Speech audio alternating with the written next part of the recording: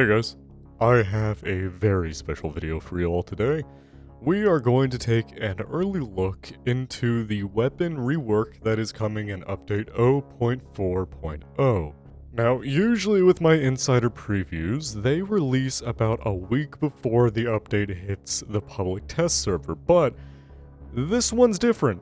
0.4.0 is looking, at least right now, to be quite a large update. What we're taking a look at today is just a portion of that update. So this means a few things. First is that everything you're about to see in this video will change. Normally I say it's subject to change, but I know for a fact some of the things in this video are going to be adjusted or changed by the time it hits the live servers. I mean, just earlier today, I totally reworked the Scorp, I changed the recoil on the P90 and the MR5 by a lot. I adjusted the AK mod and the RPK a little bit, so that should give you an idea of how early this insider preview really was. I was working on the content you're about to see like literally 3 hours ago. Now, I already kind of mentioned this, but normally in these insider preview videos, we cover the update as a whole, but in this video we're only taking a look at a few features. There's some other pretty rad stuff being worked on that's going to come in 0.4.0 that I will be showing at a later date when it's more presentable. And finally, last thing that I gotta mention before we get into it is that there is no release date for this update just yet, so don't even ask me in the comments about when I think this is gonna release. Obviously, some of the stuff is looking mostly done, so relatively soon-ish. Alright, with that out of the way, let's take a look at what you all came here for. There are three main things about weapons that have been reworked, so this video is going to be split up into three sections. So, in no particular order, we have recoil, which I'm sure most of you know about already. Then we have weapon balance, and finally, new sounds.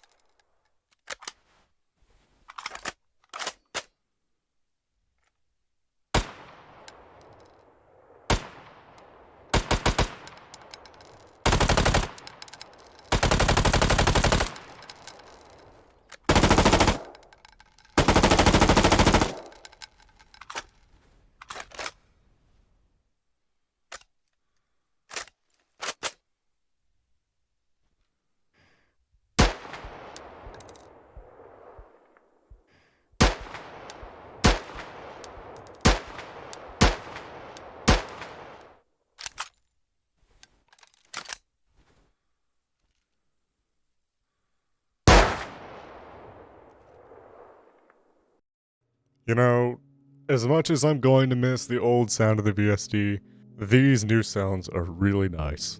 First off, much more realistic, and less video gamey. You can hear the gunshot reverb off stuff in the distance, which really helps with immersion. It gives you a sense for how loud the gun you just shot actually is. The gunshots also just generally sound more like what a gun would sound like while firing. It's hard to explain what I mean by that, and honestly, it doesn't matter much because my next point is literally the fact that the sound effects are heavily stylized, which I really like. You know, realism is great, but in real life, guns pretty much all sound the same, and that kinda sucks in a video game. I think these new sound effects really strike a good balance between sounding realistic, but also at the same time being more stylized. So every gun has its cool, unique noises. I think my favorite new gun audio has got to be the AK mod sound effects. It's just very metallic-y and hefty, and I'll admit, I've always had a soft spot for the AKM in general. But yeah, it's safe to say I'm probably going to be using the AK mod a lot when this update goes out. So, next let's talk about the new recoil. Last insider preview, when I first revealed the new recoil, I didn't really go into detail about what the new recoil is actually like, and because of that I think a lot of people got the wrong impression. I saw comments worried that the recoil is going to become too complicated and too hard for casual players, a few people brought up the old Rust AK and said they didn't want that sort of thing in Deadside, and that's fair. So my mistake on that one. Let's go into detail now on how the recoil is going to work. Every weapon in Deadside got new recoil, but only two groups of weapons really matter, and those are the SMGs and ARs. For every other category weapon, recoil doesn't really matter as much to the weapon's performance, but for those two categories, recoil can make or break a weapon. Both the SMGs and ARs share a couple characteristics. First is that the longer you shoot in full auto, it will get progressively more random and harder to control. The actual recoil patterns themselves are very similar as well. It can basically be broken up into three sections. The first section of the spray is what we call the control zone. Recoil here is extremely predictable and easy to control, and it lasts long enough to drop a target if you hit most of your shots, which you should be able to. After that is the intermediate zone, where recoil starts to generally increase, and where the weapon can drift into different directions. Finally, you have the random zone, where the predictable pattern of the recoil kind of ends, and the weapon heavily drifts in different directions. Controlling recoil in these different zones is pretty simple.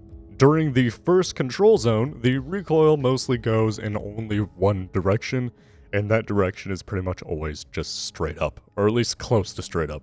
The intermediate zone after that is where the recoil starts to drift around a bit, usually slightly to the right at different times. These two zones usually last from 15 to 20 bullets depending on the gun, which is more than enough to secure a kill.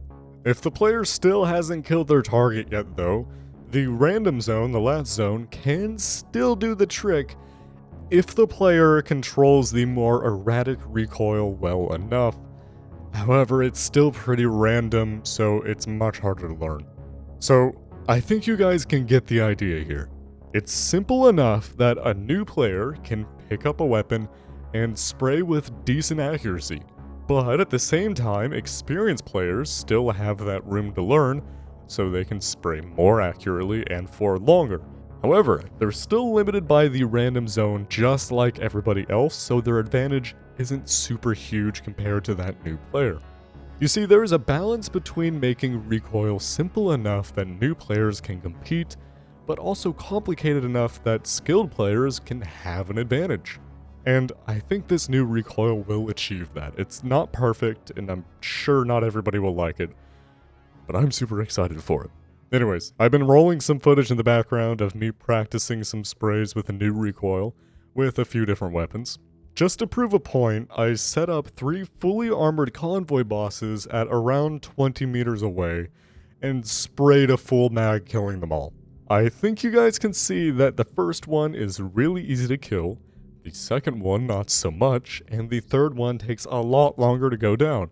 This is the perfect demonstration of the 3 different recoil zones in action, but I also just think it proves a point that the recoil really isn't all that hard to control.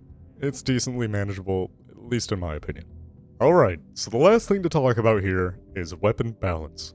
Along with the new recoil system, which basically rebalances weapons already, we've changed some other things as well to try and fix some of the current balance issues in the game.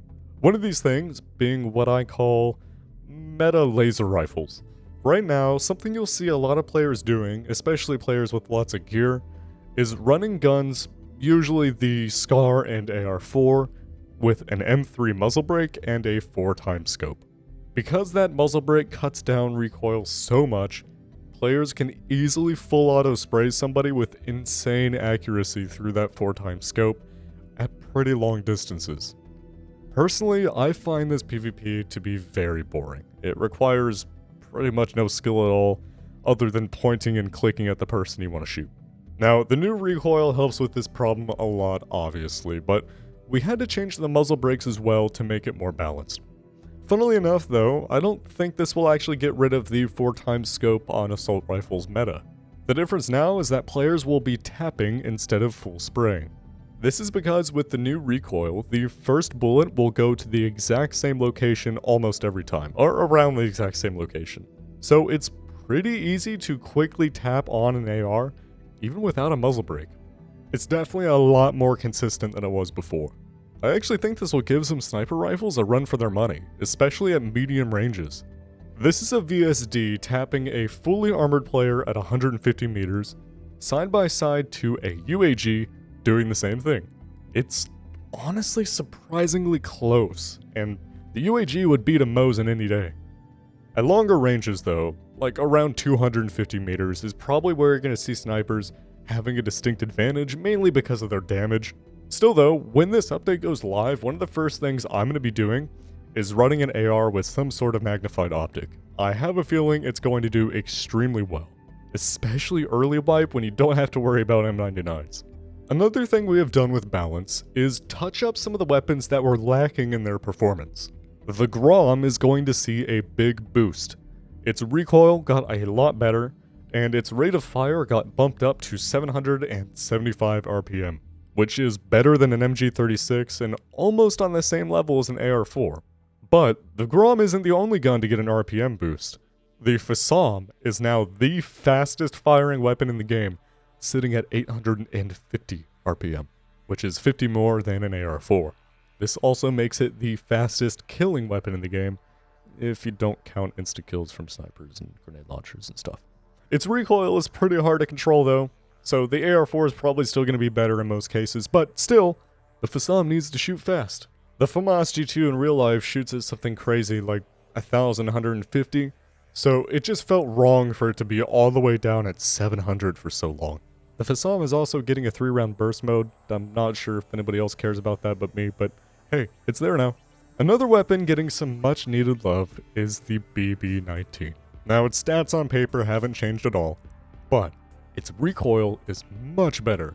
It's very easy to control, and you can hold it on target for a very long time. That control zone and intermediate zone is pretty long. A lot longer than other weapons. The last weapon to get a buff is the Scorp. Its recoil is a lot easier to control, well, compared to before, and its reload is much faster too, so it should actually be usable. I don't think I saw a single Scorp kill this wipe so far, so hopefully that changes that. But of course, when some weapons get buffed, others have to be nerfed. But only 3 guns really got nerfed. The only major ones is that both the MR5 and UMR45 had their rate of fire reduced by 50 RPM. So they're going to kill a little bit slower now, but at the same time the recoil is a lot easier to control, so it's not all bad there. The M133 will shoot 20% slower.